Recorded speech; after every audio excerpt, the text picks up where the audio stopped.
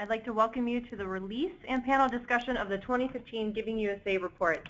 Today we are live from our Chicago and Seattle offices, and we're especially excited to have three special guests with us today throughout the U.S. Sue Cunningham, Randy Varju, and Rod Vogel. Welcome, everyone. Before we begin today's presentation, I'd like to quickly review some logistics for those of you who may be new to Campbell & Company webinars. First, to ensure that you have the best webinar experience possible, please close any programs other than GoToWebinars that are running on your computer. Call in using a telephone instead of using your computer speakers. Move your cell phone away from your computer. And if you experience any visual issues, you can send a chat to Campbell & Company, or you can also contact GoToWebinar at 1-800-263-6317. Today's webinar will last 60 minutes, and you will earn 1 continuing education credit, and that is good for certification with CFRE International. About an hour after the webinar, you will receive an email from GoToWebinars that includes a web address to download your certificate, as well as information on how to sign up for any of our upcoming webinars. Because this is a product of the Giving Institute, we are not allowed to post or send out today's presentation. However, if you wish to purchase the product or download the free executive summary, you can go to givingusareports.org. We do welcome questions. We have a great panel lined up, so please feel free to send a question through GoToWebinars, and we will make sure to ask them. And now I'd like to take a moment to introduce Peter Fissinger and Kate Roosevelt.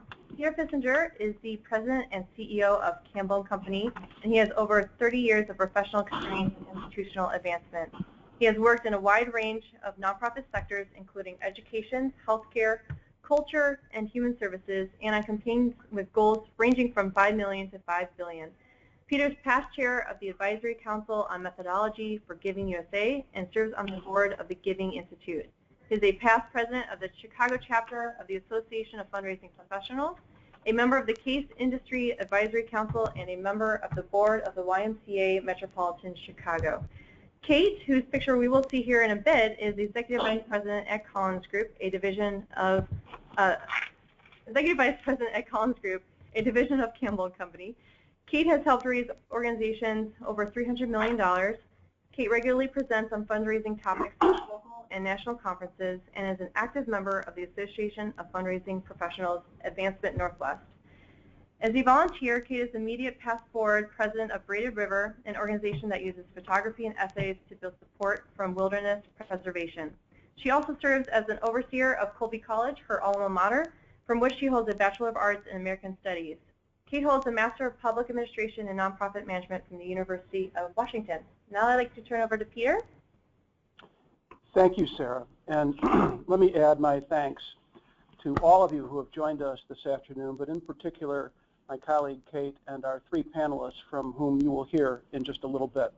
We're really excited to present this data this afternoon. And let me just say that I'm going to try to present a significant amount of information in a fairly brief amount of time to make sure that we save time for our panelists' comments and also for questions from our audience. This is a picture of the Giving USA book that will be distributed and that we ask you to consider purchasing as a way of helping to support this important research. So let's just talk a little bit about what Giving USA is. First of all, it's the longest annual report on U.S. charitable giving. It includes estimates for sources of giving as well as the amount received by types of organizations. It's published by the Giving USA Foundation, and it goes all the way back to 1956. The Giving Institute, which publishes, of which has the Giving USA Foundation as a part of it, was at one time called the American Association of Fundraising Council at that time. It's made possible by contributions from the Giving Institute, an organization of fundraising consulting firms of which Campbell & Company is a member, from foundations and other donors. And we invite you to consider supporting this important research, either by making a gift or by purchasing the book or the slides that are made available. It is researched and written by the Indiana University Lilly Family School of Philanthropy, which is one of the most important academic affiliations in our world of philanthropy today. Let's take a look at the results for 2014. First of all, $358.38 billion This is an increase of 7.1% over last year. It represents the 5th consecutive year of growth in philanthropy. These estimates, which will be confirmed through further research over a 2-year period, indicate that this is the highest amount inflation-adjusted ever for philanthropy in this country, going all the way back to the 60 years of this research. There are 4 donor types associated in this research. All 4 experienced increases last year. And then you'll see that there are 9 recipient types identified. 8 of those 9 types experienced increases last year. Of this total of $358 billion, $6.2 billion came from what is being called mega gifts for the purpose of this research, $200 million or more. And interestingly, it is estimated that 85% of those mega gift donors last year came from the tech industry, an important evolution in our work.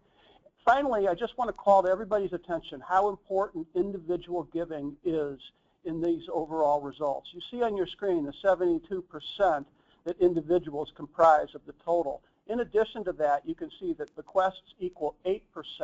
We believe that the percentage accounted for by foundations, which is family foundations, which is really an extension of individual giving, is around 7%, making the total coming from individuals last year 87%. If you look over the past 2 years, you're able to see 2-year accumulated results. 7.1 increase last year overall for a total of 8.8%. Individuals, which really drive the research to a significant degree, 5.7% last year for a total of 7.2%.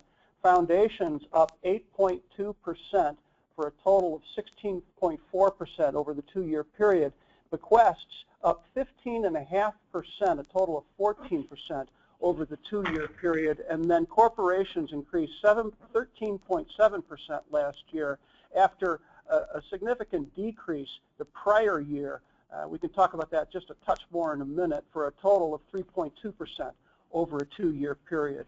This screen that you're looking at now shows the relationship over the history of this research between the economy and the results. And so the darker bars that you see on your screen represent years where the economy is growing, and you'll typically see growth almost in almost all years, but especially in the dark areas where the dark bars are. And then the yellow bars indicate where we've been experiencing a recession, and either the growth slows down, it flattens entirely, or in the case of the Great Recession, which is more toward the right of your screen around where it says 2009, philanthropy actually decreased. So the economic indicators that really suggested we'd see growth this year included personal consumption going up 3.9%. The S&P 500 was up 11.4% last year. Personal income up 4%. The gross domestic product up 3.9%, and pre-tax corporate profits increased by 8.3% last year. Just a quick look at the donor categories now. Individual giving finished at $258.5 billion, 5% of the total. It's really 4% if you account for inflation. Individual giving drives philanthropy. I just want to point out that 83% of this total came from individuals who itemize on their tax returns. Asset-based giving does influence the totals significantly, but we really encourage people to build a broad-based program of individual giving support, and then work with those who have identified their interest to see about their interest and capacity to give more to your institution. People don't typically step up and make a $1 million or $10 million gift. Usually there's a long history before they do choose to make those gifts that really move the needle significantly. Giving by foundations last year, almost $54 billion, an increase of 8.2%. Foundations saw a 12% asset growth in 2013, which spurred increase in giving in 2014. Independent foundations saw 7.8% growth. Operating foundations, 8.1% growth, and community foundations, 10.9% growth last year. And we estimate that family foundations represent 47% or 47% of this total. Giving by bequest, you can see over the history of this category that it fluctuates fairly dramatically. That's because, first of all, it can be significantly influenced by large bequests, and secondly, at the risk of stating the obvious, we don't know for sure when somebody's going to pass away. And so when you see the totals last year is $28.13 billion, or a 15.5% increase. Estates of $1 million or more account for 79% of this total. Two extraordinary examples: Ralph Wilson, who those of you who follow football know that he was the owner of the Buffalo Bills. He was an insurance industry executive who grew up in Detroit. He left $1 billion behind when he passed away at the age of 95, and that was split pretty evenly between two foundations, one to support the interests of Detroit and another to support the interests of Buffalo. A second example, Rachel Lambert Mellon, whose father founded Listerine, and then she married into the Mellon banking family, passed away and left $400 million to the Gerald Lambert Foundation. That's her father's name. She was very interested in botany and horticulture and left the entirety of that bequest to support research in those areas that were very important to her. Giving by corporations last year, $17.77 billion, 13.7% increase. Pre-tax profits are a significant indicator of the results here, and there is a 8.3% increase in pre-tax profits in the corporate sector last year. It is estimated that 65% of this total is non-cash giving, and the vast majority of that goes to the from the pharmaceutical industry for drug distribution or food. And we're seeing that in this sector, what we're calling strategic giving, to have increased significantly. And often what that means is that corporations align their giving with the institutional markets that they serve, the product markets that they serve. But we also see that often they do choose to continue to give significantly in the communities where they have a lot of exposure through employees working in that community. If we look over we look over 5-year bands from the beginning of the history to the end, and essentially what I'd like to say about this slide is that while it may not appear so, giving has been the results have been very stable. You do see individual giving dropping from 83% in the first 5-year band down to 72% in the last 5-year band, but almost all of that is really a transfer of individual giving into the foundation sector that moved from 6% to 15%. And these are individuals who have created family foundations to really institutionalize and make sure that their individual giving stays on, often past them their lives to their children as well. Moving to where that money went. Last year, religion, almost $115 million, 32% of the total. Education, $54.6 million, 15% of the total. Human services, $42 billion, 12% of the total. Gifts to foundations, $41.6 billion, 12% of the total. Health, 8% of the total at $30.37 million.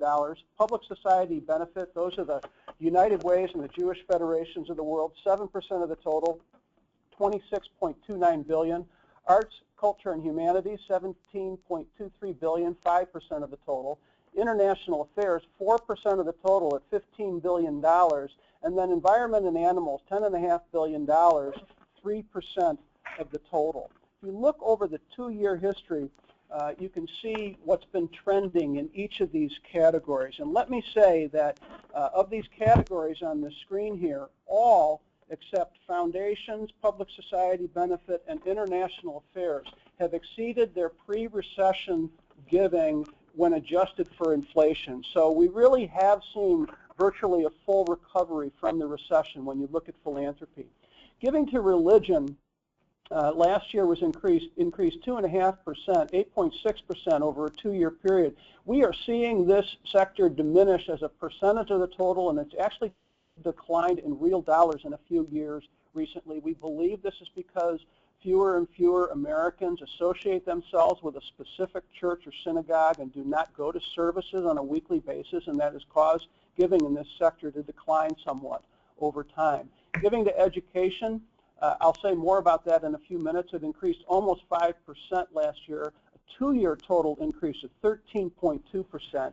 Human services, more modest in its growth, 3.6% last year.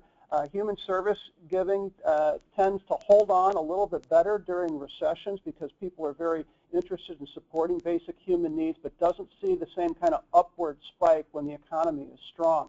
Giving to foundations, frankly, given the stock market strength, the S&P 500, I found this result of a 1.8% increase, considering that 47% of this is family foundations, to be a rather modest return or result for this category. Giving to health, very stable over the last 2 years, 6% followed by 5.5%, a total of 11.8%. Public society benefit, 5.1% increase last year, a total of 12%. Arts, culture, and humanities, a real spike. I'll say that in this sector, we do see some very big gifts that happen when the stock market is strong. The donor in this category, compared to the average donor, tends to be more educated, more wealthy, live in urban areas, and support a wider range of organizations. When the economy is very weak, there's some anecdotal evidence that these donors do not support arts and culture as much, but support basic human needs. And then when the economy is strong, we see some really big gifts where they're supporting institutions that they're very passionate about. International affairs, off 2% last year after an 8.4% drop the prior year. Overall, in the longer term, this is a growth category, but that growth has really cooled off in recent years. And then environment and animals, 7% increase last year for a total of 12.4% over a 2-year period. When you look at the 5-year groupings here, it's kind of a complicated looking slide, so I'm not going to spend a lot of time on it, except to say, again, if you look over the history of this research, giving to religion has dropped from, it was as high as 57% of the total, and now it's estimated to be 33% of the total. Through much of the history of this research, that has been accounted for by the fact that other categories have really grown. Now we're starting to see that sector actually shrink a little bit in some recent years, although not last year. And then you see the growth really across the board, and this is where the slide gets complicated. The biggest growth relative to the shrinking of religion has really been in international affairs and environment, where we didn't even track those groups until after this research had begun many years ago. Just want to point out a couple of other things. There were 63 million people who identified themselves as having volunteered in a nonprofit organization last year. We really encourage those who are tuning in today to think of new ways and to continue to focus on existing ways to engage volunteers meaningfully. It's a very important thing in the life of these people, and in fact, the great likelihood is that your volunteers will give financially to your organization as well. It's simple advice, but it's really true, and we ask you to pay attention to it. This is arguably the most important indicator of any of the slides. We achieved 2.1% of the gross domestic product last year in philanthropy, and that accounts for the high watermark over this 60-year history of research. We've hit it 3 times, and many of us in the industry really believe that if we could figure out a way to get to 2.5 or 3% of the GDP, that would move the needle in a truly dramatic way in terms of supporting the organizations that we all really care about. Just a little bit about the 3 sectors where we have panelists today. Giving to health last year was $30.37 billion.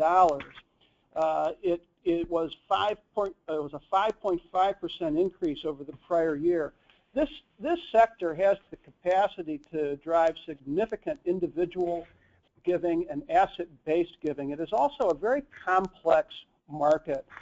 Post-healthcare reform strategies have become more, philanthropy has become more important for some entities.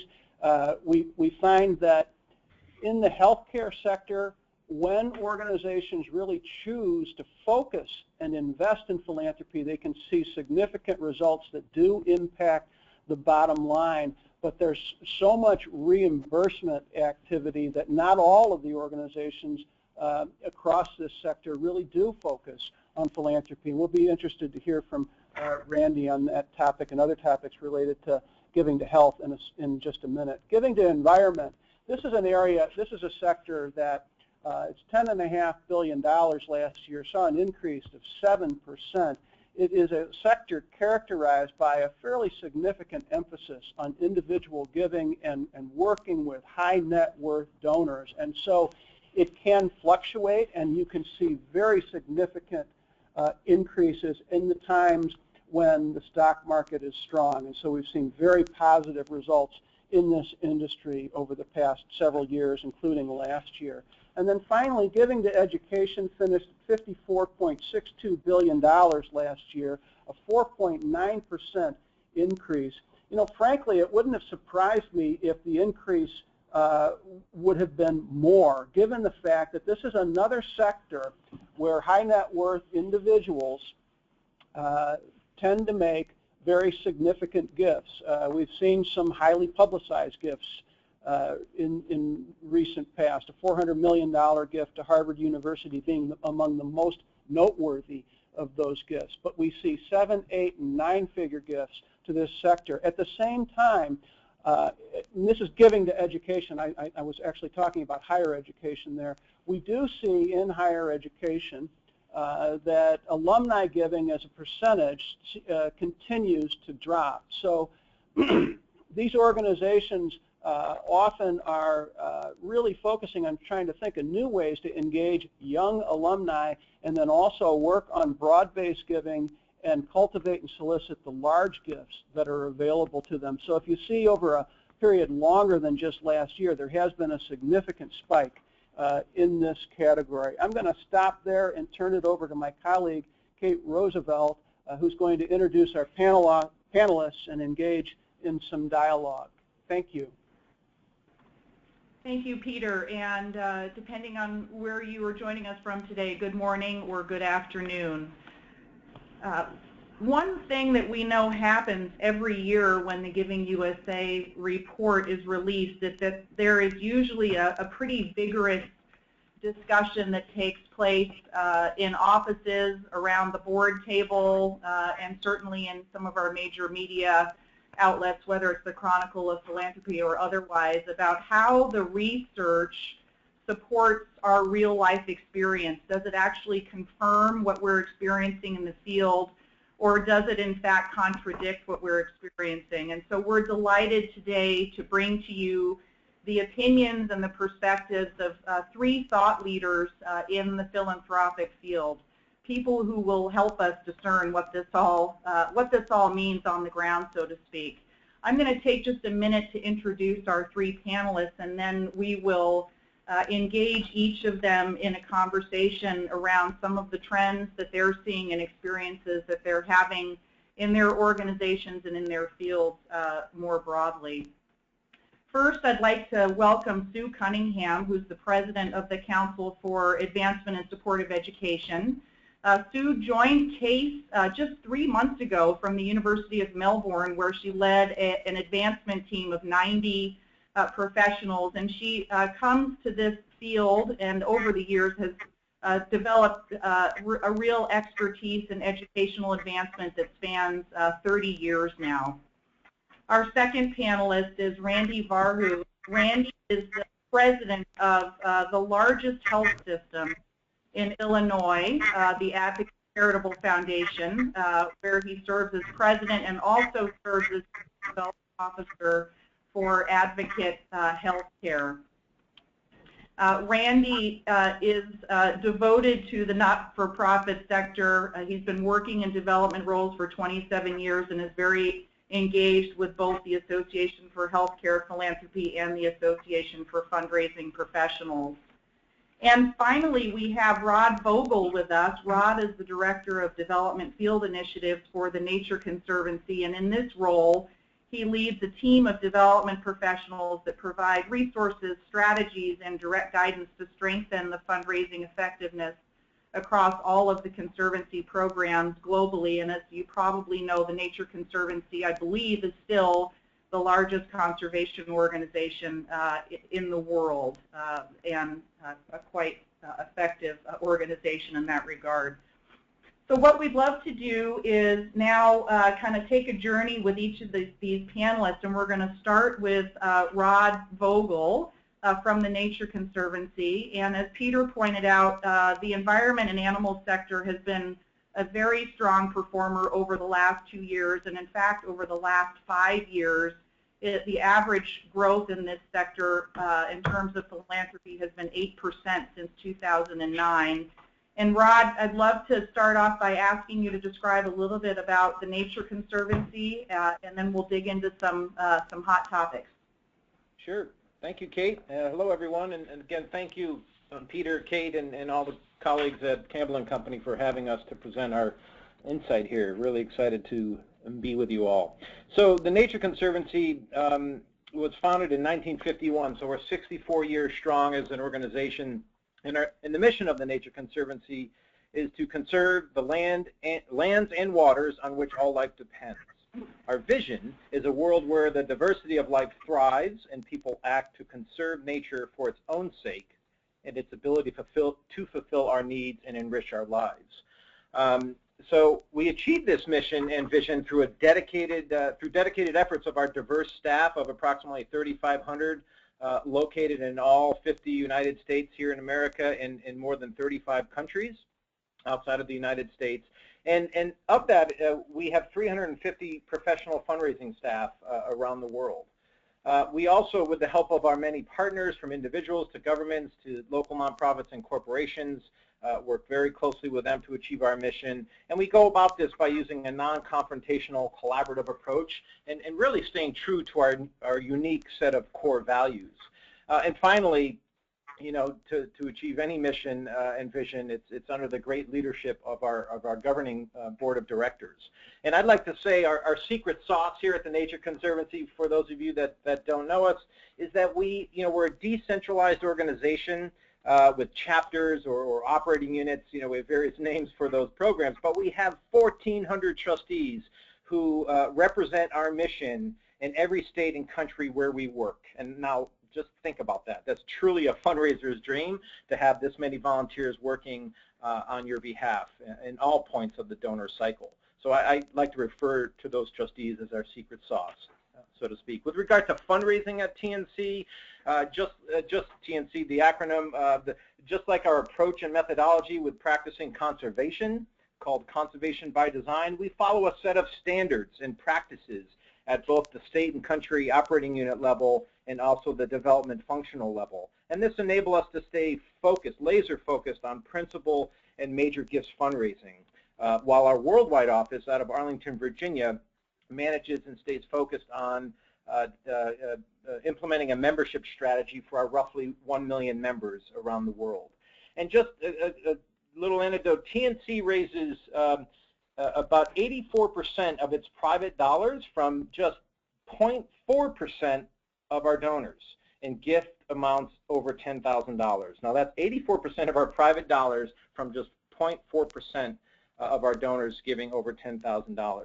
And we had the best year ever in our 64-year history in fiscal year 14 with over $550 million raised. We're incredibly excited about that. And really, Kate, that's the 50,000-foot view of the Conservancy, and you can visit nature.org for more information. Thank you, Rod. So you've had a chance to dig into the report a bit and hopefully are not surprised to see the continued growth in your sector. Any general observations on kind of the environmental slice of the pie, so to speak? Yeah, and I'll say for those of you in the environment and animal sector out there on the call, I'm sure you sit there like I do, waiting every June for this report to come out, hoping that our slice of the pie, edges up above the 3% mark. I'm really pleased to see the growth, as Peter outlined, in that slice of the pie. It is my hope someday we get up to 4, maybe 5% at some point. But really great to see the total pie increasing. And here at the Conservancy, we are finding that individuals foundations and corporations are more interested in the environment and the changes that are facing the natural world than ever before. So, we're finding that in our success in fundraising. We continue to find that there is more urgency with the work in the environmental sector, and that if we don't act now, we'll lose the opportunity to conserve our world. And also donors, are continuing to see, but even more so now, a direct impact that their philanthropic support or their impact investment is achieving with environmental issues, whether it is traditional land protection or protection of, our last great rivers and/or lakes. Other things to note that at the Conservancy here, we're seeing a higher increase in giving from foundations, and that's a bit over 10% in the last few years. With regard to realized bequests, we've had a robust, stellar gift planning department for over 3 decades now, and we realized 25% from bequests as compared to the 8% as shown in the Giving USA reports. So I'll talk a bit more about that in a minute. We're also seeing much larger gifts pledged as a result of our larger scale projects and initiatives, both locally, regionally, and globally. And we're also, seeing here at the Conservancy a shift from donors establishing private foundations to now donor-advised funds, particularly when there is a big wealth event in their lives. So those are some high-level observations, Kate.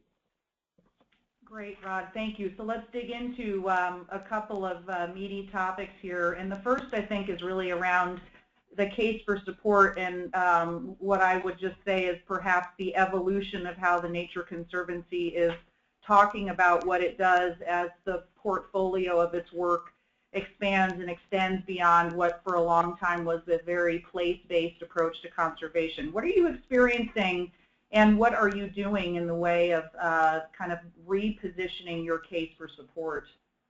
Yeah, great question, great topic of conversation right now within the Nature Conservancy, and we clearly have a large,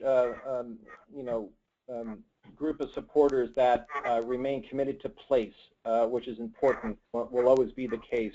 At the Conservancy, we've identified a set of global challenges that are facing us, and that we feel we can at least make some strides in, solving with some of those challenges. And so we've created at least a process to identify those global challenges and corresponding solutions to address those challenges, which is now being implemented through what we're calling our Global Conservation Agenda. And again, as I said, our supporters remain committed to place, but our Global Conservation Agenda, which is a kind of a global vision for the Conservancy versus just a vision for any one particular state or country, has really broadened our scope of work beyond just traditional land conservation, in that focusing our work now in the areas of land, oceans, water, climate, and cities even, which is our newest priority area. A broader vision and case for support is certainly, brings its own challenges and complexities to how we best position that case with donors. But it really truly has allowed us to identify and cultivate not only our existing funders, but new funders for our work across these key focus areas. And we're just now unfolding this conservation agenda as part of a 5+ year strategic visioning exercise at the Conservancy. And this opportunity has allowed us to package larger scale funding opportunities more so than ever before. And we're seeing the results, and that much larger gifts are being secured as a result of this.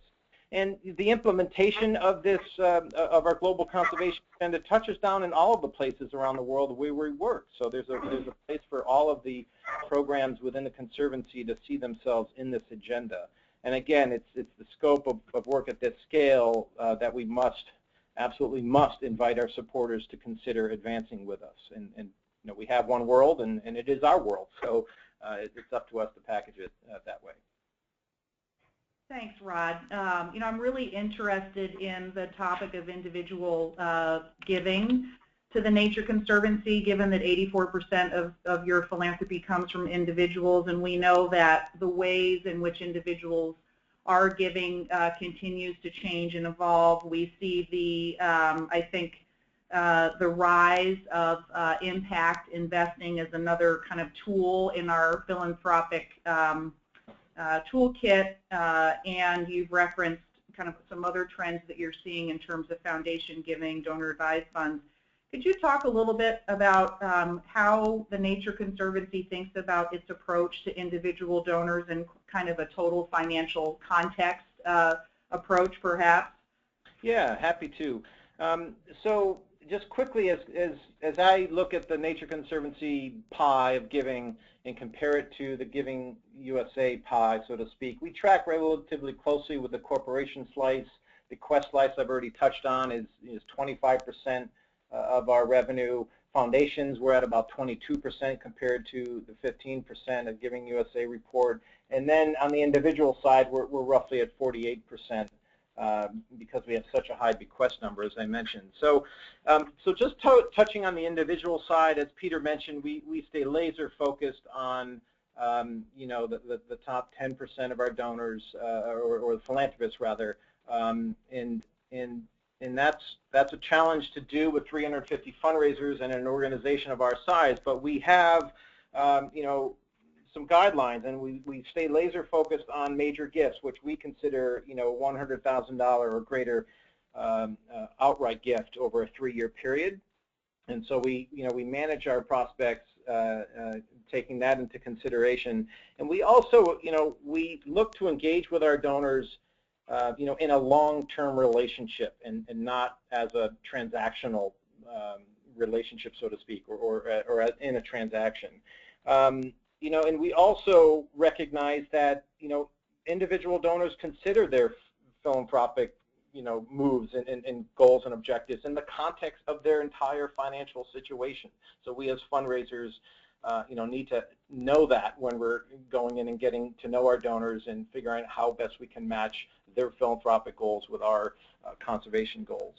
We take a strategic approach to enabling donors to maximize their contributions to the Conservancy by leveraging their assets rather than just their income or making gifts through their estate plans. And for example, in my humble opinion, deferred giving must always be considered as part of the donor strategy, which I like to refer to as kind of a blended approach to a cultivation and solicitation strategy, as well as a stewardship strategy. And this approach allows us to be an effective partner with our donors as they take the journey with us while achieving their philanthropic and their financial goals. You know, at the Conservancy, we continue to see growth and diversity in the type of assets funding deferred giving vehicles like charitable gift annuities, charitable remainder trusts, revocable trusts, and in-will designations. You know, assets have ranged from gold coin collections to art to grain to a variety of real estate, and I'm sure you all have your own unique stories. But it's just the point I wanted to make that you know, there are we ought to be looking you know, at those opportunities that are just beyond cash or stock or through estate plans. Kate mentioned the role of impact investing, and so although this isn't really new to the Conservancy, we've had experience with program-related investments through foundations and some individuals. This has become more of a focus for us. And for those of you that are unaware, impact investing refers to making investments that generate a financial return, as well as some measurable social and environmental impact. And while the Conservancy continually looks to diversify our funding stream to achieve our mission, we realized the opportunity to work more closely with individuals in this space. So given that, we formed a group within the Conservancy called NatureVest. You could check this out on nature.org. And this is our impact investing unit within the Conservancy that structures impact investments and sources capital. And NatureVest partners closely with our vast network of fundraisers around the world to support the development and implementation of our complex donor strategies, current donors and new, with solutions to best achieve their philanthropic and financial goals. Again, back to being the best partner we can be with donors, it's really up to us as fundraisers to allow a broader discussion to occur with our donors, given that principal and major gift donors make their philanthropic decisions based on their financial context as a backdrop. So, with regard to the role of impact investing and its impact on philanthropy, I can't really say, but I can only imagine that impact investments will play and continue to play a significant role with the increase in the philanthropic dollars that we're seeing in the environmental sector, but hopefully in other sectors as well. Great, Rod. Thank you so much for your comments, and I just want to encourage our participants, if Rod's observations have provoked any questions or observations of your own, please go ahead and send us a question by chat or the question box. I'm going to turn it over now to Randy Varju, who joins us from the Advocate Charitable Foundation.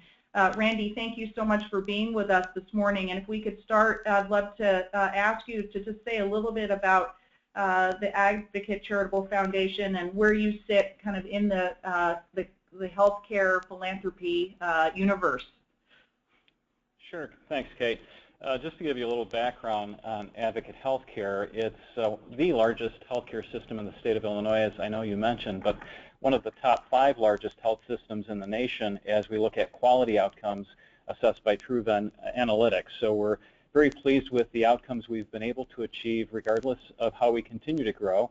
Actually, this is our 20th year as a system. It was formed by 2 hospital systems associated with the Evangelical Lutheran Church and the United Church of Christ 20 years ago came together, and we've continued to grow over those last 20 years, many of them having significant histories and heritage that date back well over 1,000 years accumulatively. But ultimately, we now have 250 sites of care, 12 acute care hospitals, including a children's hospital with 2 campuses, and that is, by the way, the largest integrated children's network in the state of Illinois as well. We have one of the largest home health companies in the state and also the largest physician network of primary care physicians, specialists, and sub-associates. So as you look at our size, we have 35,000 associates, including 6,300 affiliated physicians and nearly 10,000 nurses. We're also providing the largest network of trauma care for the state of Illinois with 5 level 1 trauma centers and 3 level 2 trauma centers. So that gives you a general sense of the size and scope of our system. And as we continue to grow, I think what we ultimately look forward to is that we continue to serve the patients where their needs are, regardless of the impact or challenges within the community where they reside. We currently cover a fairly large footprint. So we're almost all the way up to the Wisconsin border, if you think of the state of Illinois, and then all the way to the middle part of the state in Bloomington, Normal, Illinois. Thank you, Randy. Well, as we dug into the research around healthcare giving, there certainly are a couple of topics that come to mind, and let's dig into some of these together. The first, of course, is about the Affordable Care Act and what, if any, effect you're seeing or hearing about how the ACA is affecting healthcare philanthropy, whether it's in terms of the case for giving, the ways in which donors are supporting healthcare organizations, or perhaps something that we haven't even thought about. So your thoughts on the ACA and how it's affecting healthcare philanthropy? Well, clearly it's necessary that we have some reform in healthcare, and Advocate actually has embraced it wholeheartedly, as many of our healthcare partners on the call would attest to. And we are the largest ACO in the country, and largely I think the challenge is that while more individuals will have insurance, what we'll find is as others, like employers, look to send their associates to the exchange, it will become far more price sensitive. And what we anticipate is that while there will be more with insurance, they will have higher premiums that will still create a burden on healthcare systems to cover those costs regardless of the patient's ability to pay. So charity care will still be a significant challenge for healthcare, and it will be something that we will need philanthropic resources in order to compensate for. Also, the other growth in technology and other educational components, whether it's simulation or safety efforts,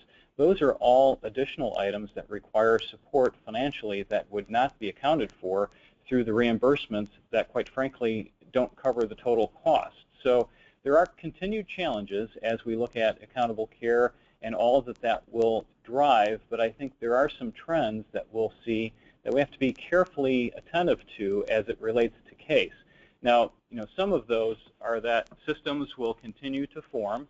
Traditionally, smaller community hospitals were able to provide for those needs of the residents of their community, but this really will force different financial models that will encourage them to consider joining larger systems where they're able to recruit more physicians or balance those costs across a number of different specialties. So the business model is changing for those smaller community hospitals, and that's why you will continue to see aggregation of systems taking shape or other systems like Advocate continuing to grow.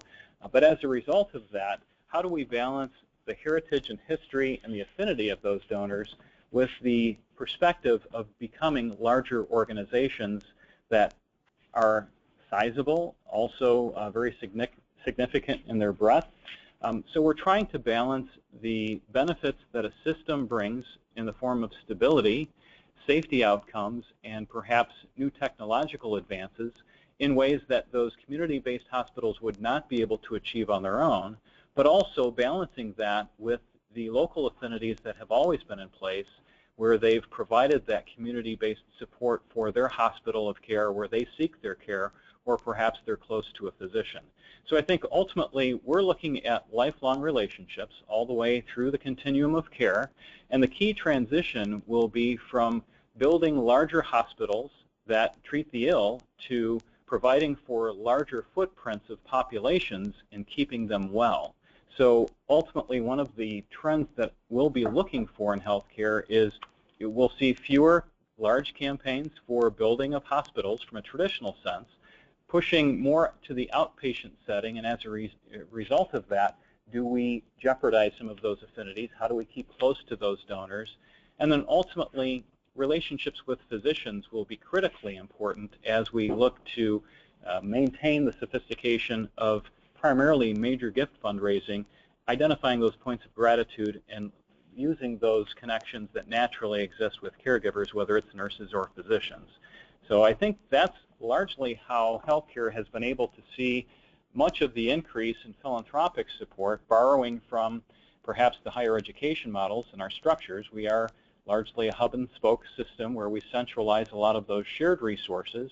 So much like a system is bringing to that community hospital, we're providing that same stability and central focus from a foundation perspective in those shared resources, whether it's an attorney that can help us think through gift plans, whether it's a communications team that can help us build a case for support regardless of the site of care or the components of the affinity that a donor might be expressing. So, but also staffing accordingly to benefit where those affinities lie, where the major gift officers are connected with the site of care. Those 12 hospitals distributed throughout the state of Illinois, we do have gift officers at each of those sites that are part of the culture within those organizations.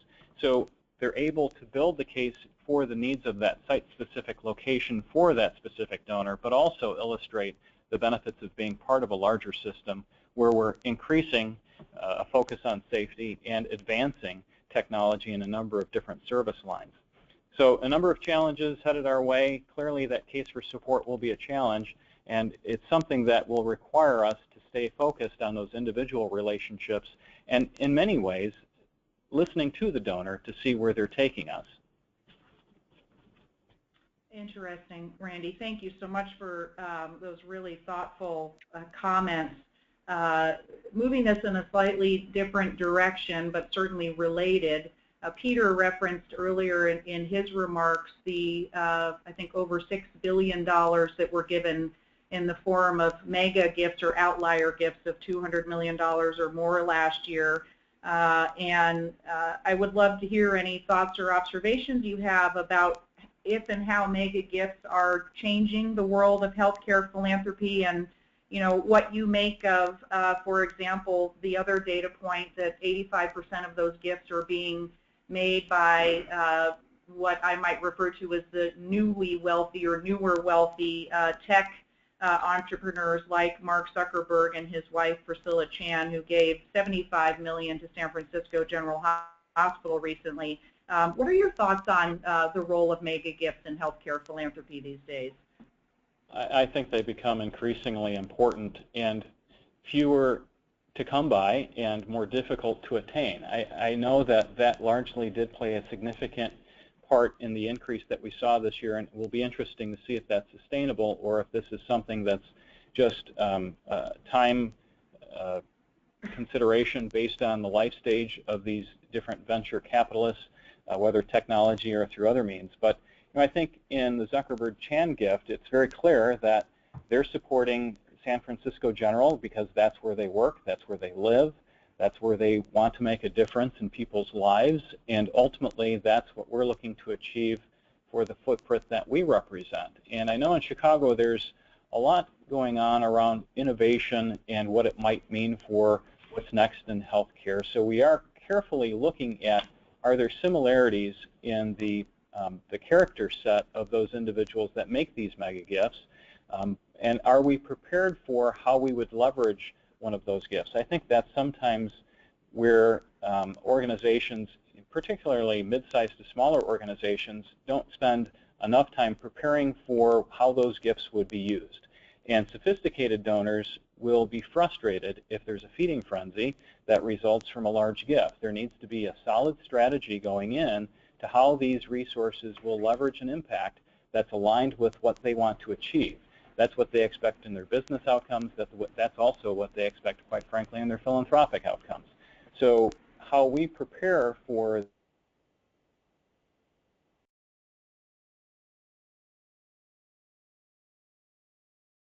whether or not they continue at the current pace. Thank you, Randy. You know, the relationship between the corporate sector and the healthcare sector is critically important, and we know that you know, a significant amount of corporate support goes to patient assistance programs, non-cash donations to healthcare organizations, sponsorships, et cetera. What changes or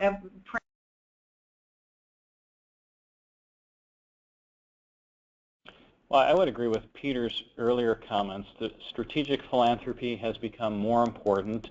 I think the smaller gala-type sponsorship gifts have shifted if we're guiding them appropriately to pay attention to some of the bigger issues where we might provide some value.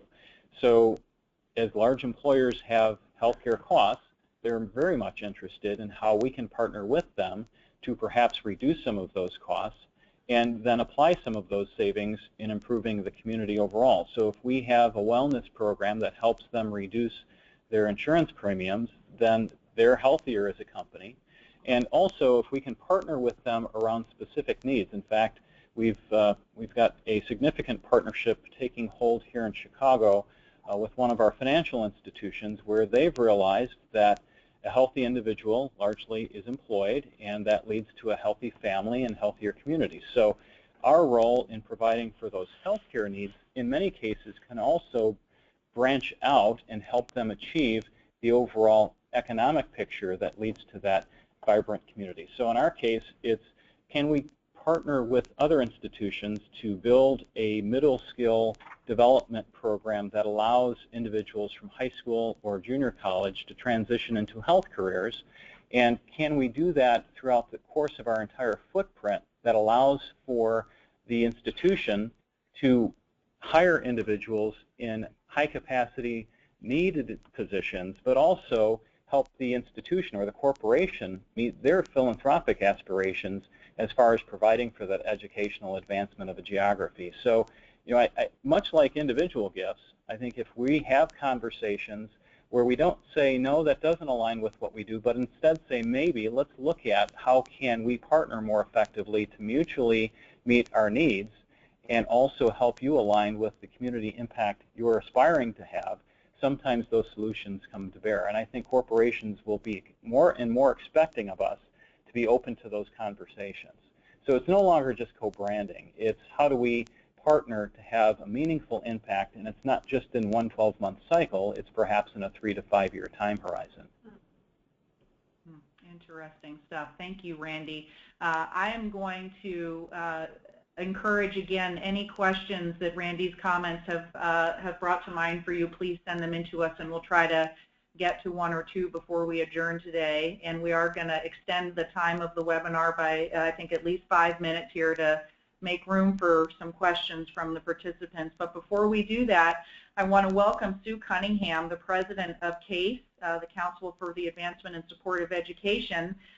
Sue, you represent the second largest piece of the philanthropic pie and a sector that has seen very aggressive and steady growth over the last 2 years in particular, 9.8%, as Peter pointed out. Tell us a little bit about what's happening at CASE, and then we'll dig into some questions for you about higher education giving. Sure. Thank you very much, Kate, and it's great to be part of today's conversation. And I want, amongst others, to thank the supporters of the Giving Institute who support this really important work. As listeners can tell from my accent, I've spent much of my life working in higher education, both in the UK and, as you mentioned earlier, Australia. And I have to say that what is happening here in the US is deeply heartening in terms of the increase in philanthropic support.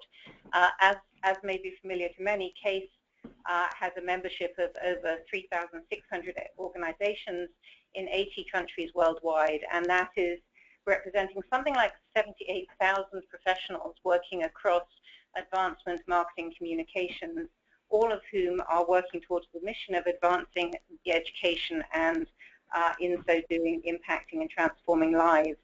And in terms of your opening comments, I think that the outcomes in the Giving USA report today are interesting and positive and consistent with some of the work that's coming out of our information center in terms of the research that CASE works with and delivers.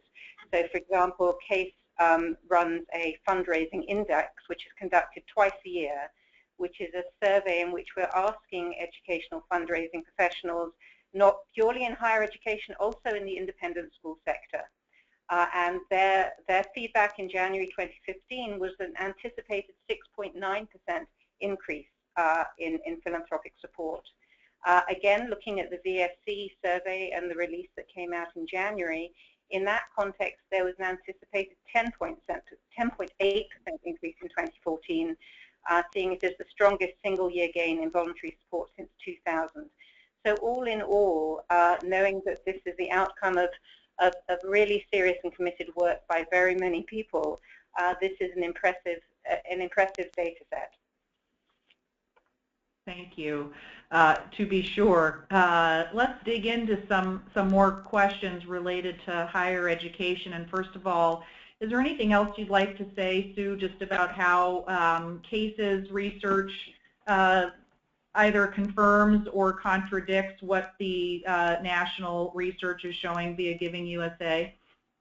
Surely, and I think the points that I just covered. I mean, there are a number of surveys that CASE is involved in driving, both here and internationally, and that we also monitor and contribute to. So the VSC is a key one of those, the CASE Fundraising Index another. We're also involved in delivering benchmarking studies around fundraising in higher education outside of the US, in the UK, and also now in Australia and New Zealand. So getting a national picture, but also a global picture, is something that CASE is working on in collaboration with its membership. Wonderful. I think probably many people who are with us today heard one news report or another about John Paulson's incredible gift to Harvard, $400 million.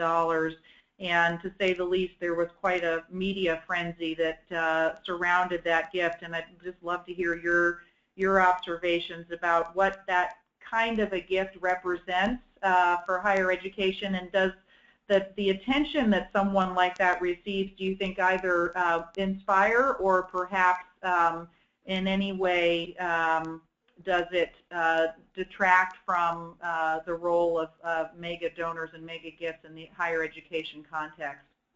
Surely, and obviously in the conversation today, mega gifts are playing an increasingly important part of the philanthropic landscape. If we look at the CASE campaign report that we run biennially, the data now indicates that the top 10% of donors are now providing 94% of total campaign income, which is a really, if one thinks about the Pareto principle of 80-20 a few years ago, this is a real shift that has been happening incrementally over a number of years. And I think the rollout of campaigns, and really substantial campaigns in the educational sector, is having a significant impact upon that.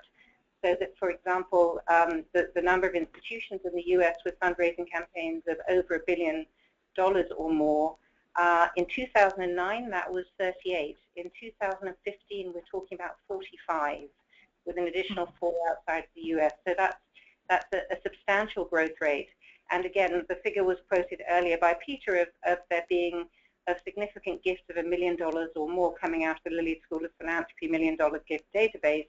In 2014, that's 561. In 2013, that's 531. So again, we're seeing a significant growth in this really important element of the philanthropic landscape. Although, having said that, obviously every single gift is important and critical and has impact. I think when one's talking about any particular donor, and you're quite right, there has been considerable media attention in recent days about the enormously generous gift to Harvard. I think my views would be that these gifts are, one, the result, as has been said by others involved in this call, in considerable relationship building.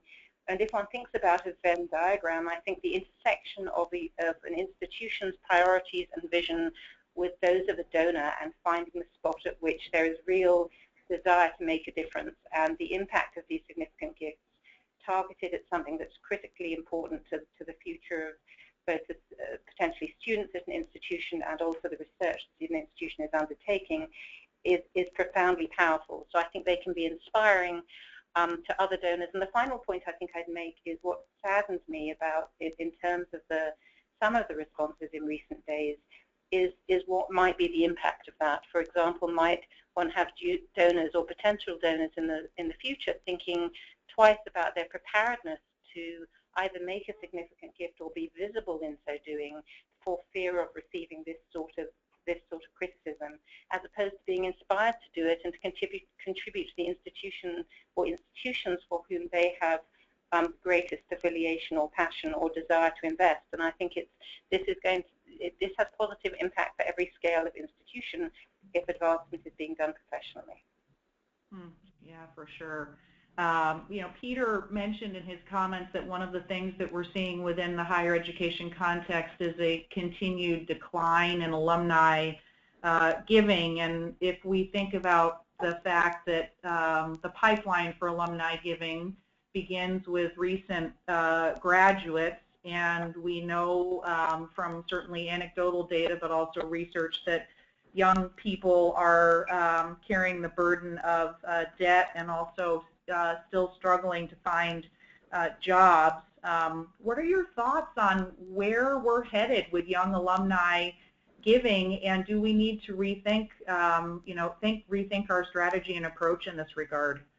Well, and I think I'd counter some of that in saying, firstly, that alumni giving may now be segmented into the context of the foundation giving, because, as was pointed out, the family foundation giving. I think alumni still play a huge and significant part in contribution to the independent schools and college and university sector. I think when one looks at younger alumni, I think I'd say a few things. There was a survey done recently which was looking at student philanthropy, and there was certainly evidence that the more that students are engaged with advancement and student giving as students, the greater the impact that will have on young alumni giving.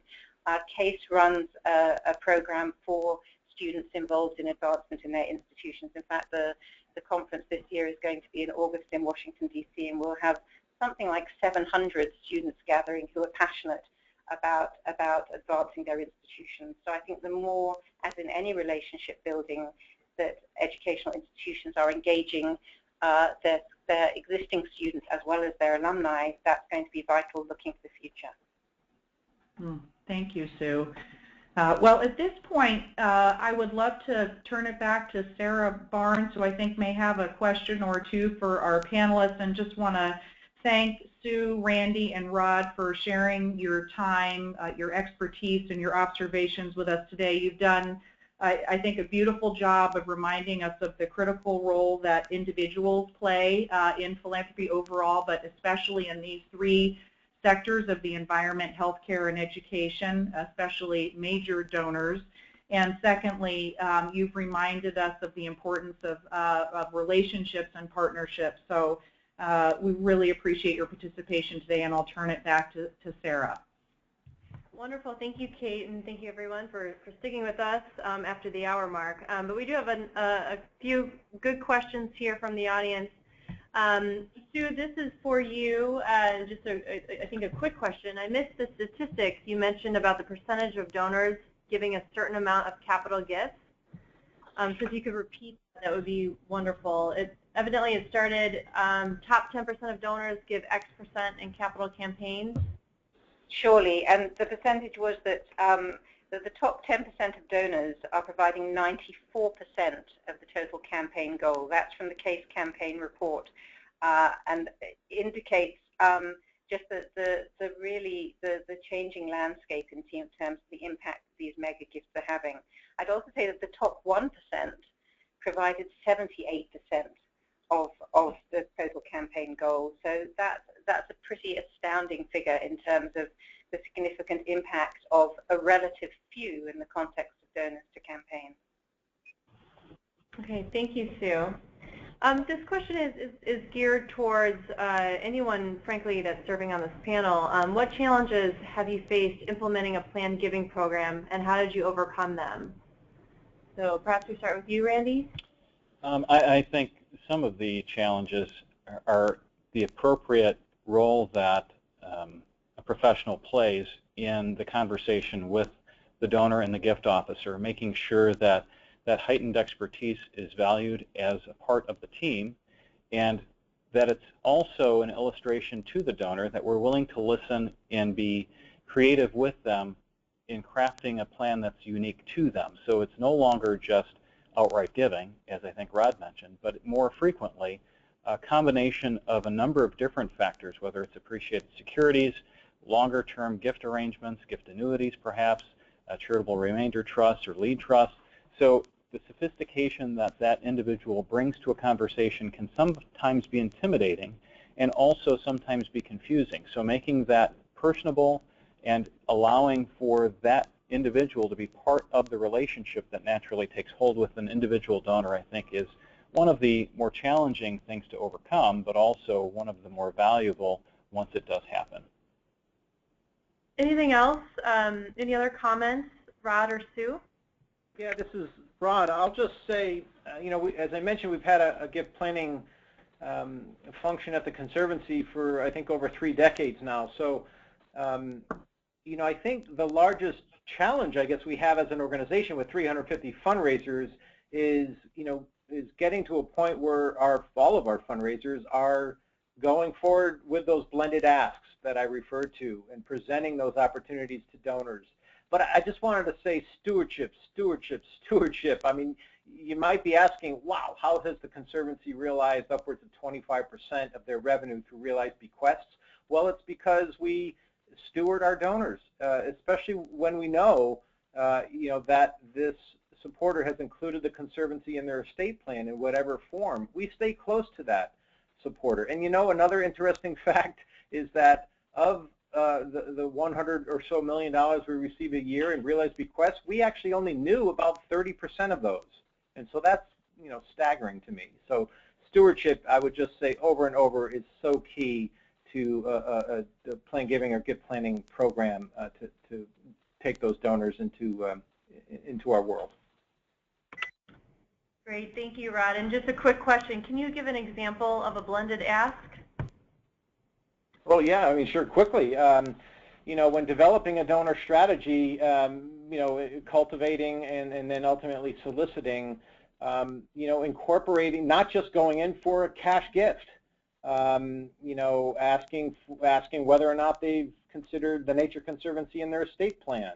And by talking to your donors and our donors and understanding more their wealth and where their wealth comes from, we can be better partners with them. And we always need to have in the forefront of our mind that there is that opportunity to set up a complex gift or a life income gift or just a simple in-will bequest designation. So just making sure it's top of mind when you're developing the strategy and having the conversation with your donors early on, I feel is the key, and that's how we've been successful at the Nature Conservancy in securing this many planned gifts. Okay, thank you. This question is really for anyone. Do you think a lot of this growth is related to the long-anticipated transfer of wealth that has been forecasted for decades? That's an interesting thought. I know we've all kind of been waiting for that big wave of resources. It may be a portion of the overall growth that we're seeing. I don't know that it's largely accountable for it. We'd have to dig a little deeper into the data. But I can say that much like the Conservancy, a large proportion of our major gift solicitations have components of estate planning. And I think just being sensitive to the needs of the donor in achieving those broader aspirations philanthropically many times will drive those conversations and will require those components in order for that vision to be achieved. So in some ways, we're provoking some of that just based on the conversation, how they're naturally taking shape. In other ways, I think the outright bequests and the percentage that they still represent, those that we didn't know about, that's perhaps where that other transfer component is happening.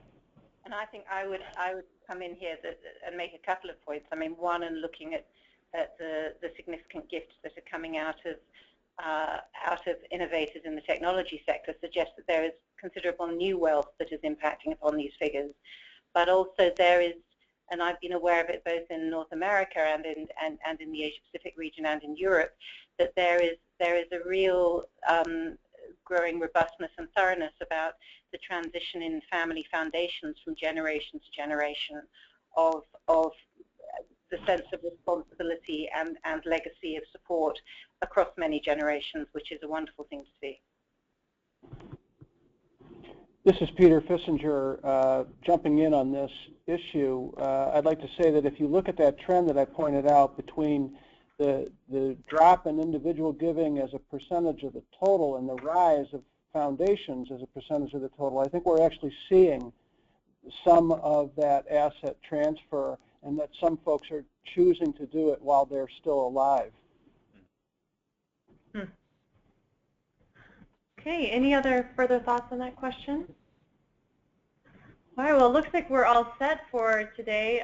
Thank you for all of your thoughtful questions. If we were not able to get to your question, we will do so directly.